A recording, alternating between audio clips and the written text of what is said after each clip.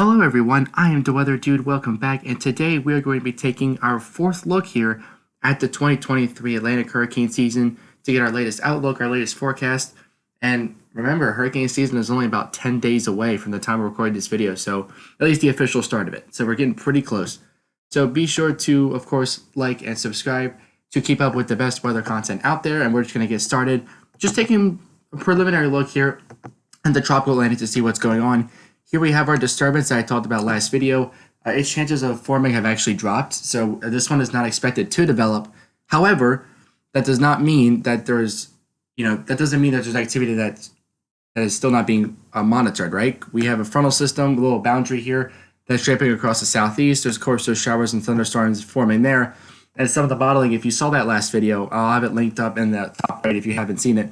But if you haven't seen that video, some models were forecasting that a storm system could be tracking up the coast. Now, whether that's tropical or subtropical or just a low pressure system, we're not sure of. But, there are somewhat conducive conditions there. Shear is a little high, but we do have warm waters. So, of course, this time of year, we're going to be starting to watch these showers and thunderstorms pretty closely. There's also some shower and thunderstorm activity by the Greater Antilles. But, of course, you can see these storms are being, sheared off like crazy. So, and there is still a lot of shear out here in the tropical Atlantic. That's going to be prohibiting development for the meantime. So in the early season, I would definitely be looking towards closer to home for any kind of development, should there be any. Right? Let's take a look at the sea surface temperature anomalies. These are really warm. Several degrees Celsius above average. Even on the northern Gulf Coast, about 3 degrees Celsius above average. Much of northern Caribbean, which is actually this spot right here, is normally already the warmest spot. In the Atlantic in terms of these sea surface temperatures, right?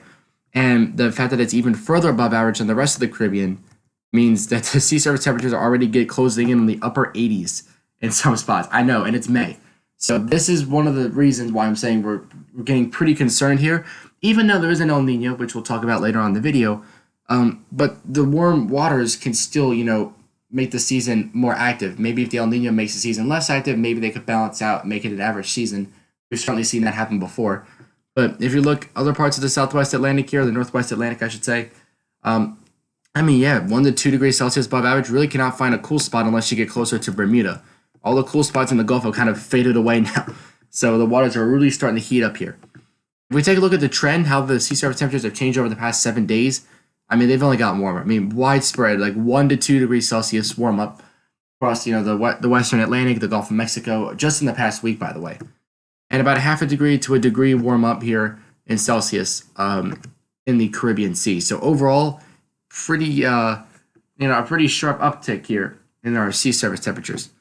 If we take a look at the sea surface temperatures here, you can see closer, around Key West, of course near Cuba.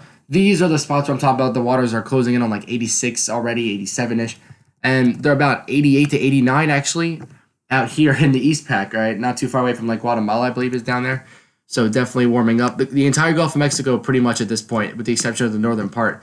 Most of the Gulf of Mexico has exceeded 80 degrees Fahrenheit. And we'll talk about the oceanic heat content, what kind of energy we have below the ocean surface. We'll be getting to that in a little bit as well. Actually, I think it's actually in my next couple of maps here. But, much of the Caribbean is above 80, as it usually does stay, right? Even during the winter months, the Caribbean usually stays about 79 or 80 usually, but it's already well into the 80s, 82, 83. And, of course, the Gulf Stream, right? 80, 81, 82, which is showing some pretty warm waters there as well. So here is the tropical, this is a favorability index for tropical cyclones, showing what kind of conditions are out there. Honestly, the only somewhat favorable spot is kind of where near where our low is sitting, right? We have our disturbance that was being watched, right? But there's a little area favorable for development, but that's about it. Again, it is May, so this is normal. Most of the region is considered highly unfavorable for development but this is as of this moment, right? This could obviously change pretty quickly. And of course, towards the end of the video, we will be showing my updated outlook for the season, my fourth updated outlook, so be sure to stay tuned for that as well. Here we are now getting into the Saharan air layer.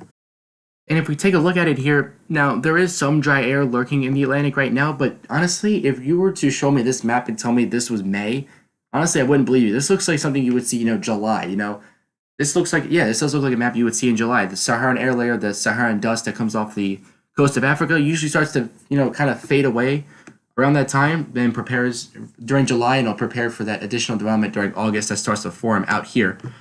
And yeah, I mean, pretty much in the MDR region, not much in the way of dry air, which is one of the things going for the season so far, right? We do have some dry air, though. It's pretty substantial in the Caribbean. It's going to kind of inhibit development. And even though there isn't much development in the Gulf of Mexico, usually a lot of the storms that track there do come from the Caribbean, especially this time of year. So obviously, if there's some dry air here, it's probably going to kill the storm before it can even get to the Gulf of Mexico. And even if it does, wind shear will probably kill it, which we'll get into in a little bit. Right? But there is still some dry air in the northern Atlantic, but honestly, it's mostly staying out of the MDR region. So I would definitely be, if this definitely holds out for the next month or two, I would definitely be a little bit concerned. As we already have sea surface temperatures on our side here. So, having less dry air would probably help this season be even more active. So unless the wind shear is like wildly crazy, I would probably still be expecting somewhat of an average season. No spoilers. If we take a look at the oceanic heat content, we take a look at how much heat, how much energy do we have below the ocean surface, which is, then again, this is one of like the number one things that tropical systems and hurricanes rely on for growth. You can see there's a lot available. If we take a look at the chart here, values between 75 and even upwards of 100 and 130, 150.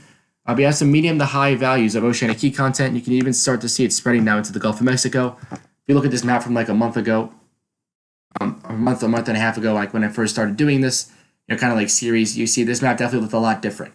And we're starting to see some heat grow, some oceanic heat content, of course. This is kind of like south of the MDR region, because the MDR region is kind of like in here. It's actually too big, right in here.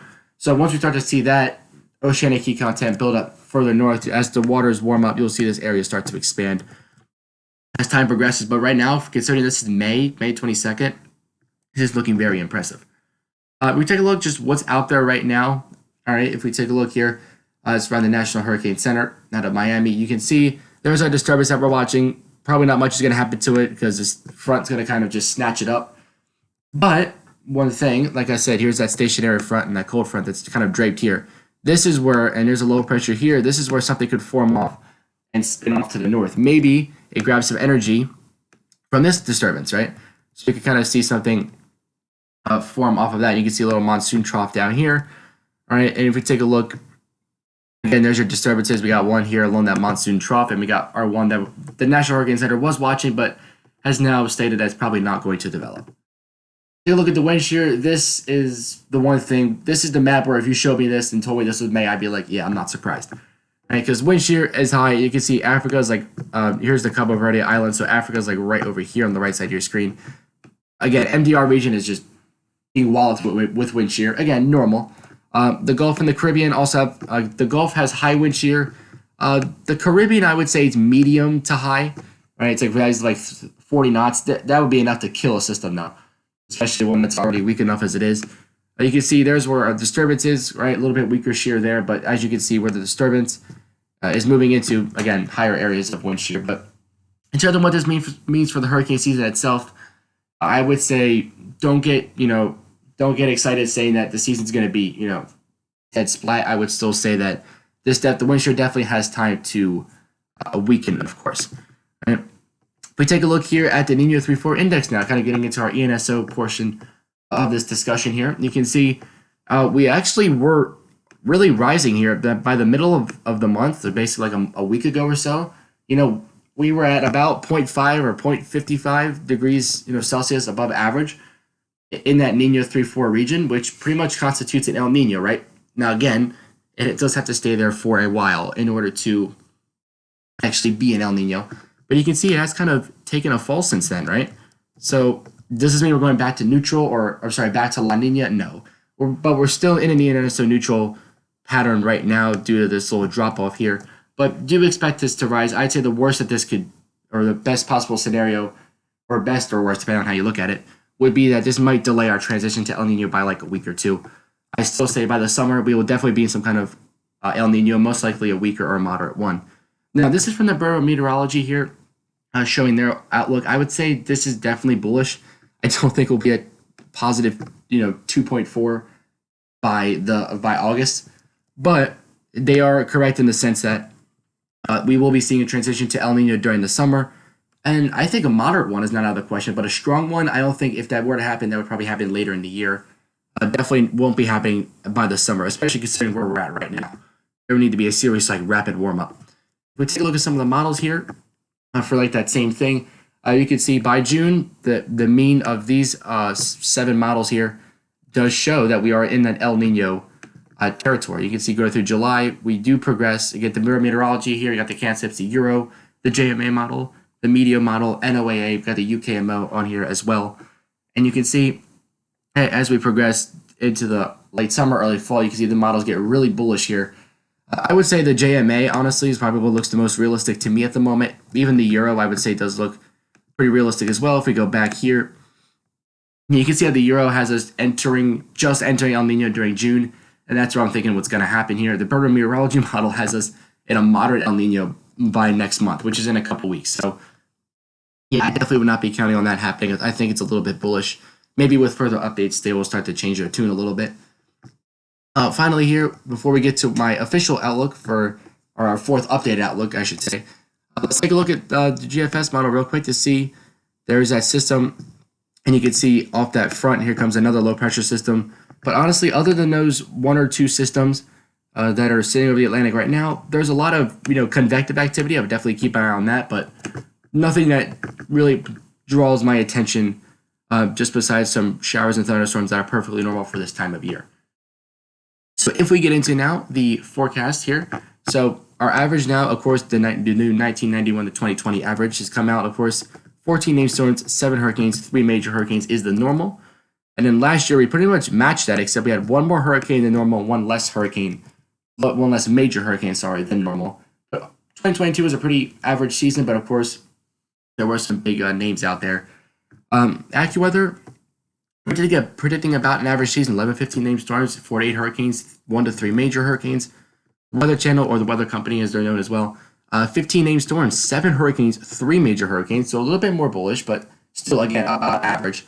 Colorado State University is slightly below average, 13 named storms, 6 hurricanes, 2 major hurricanes.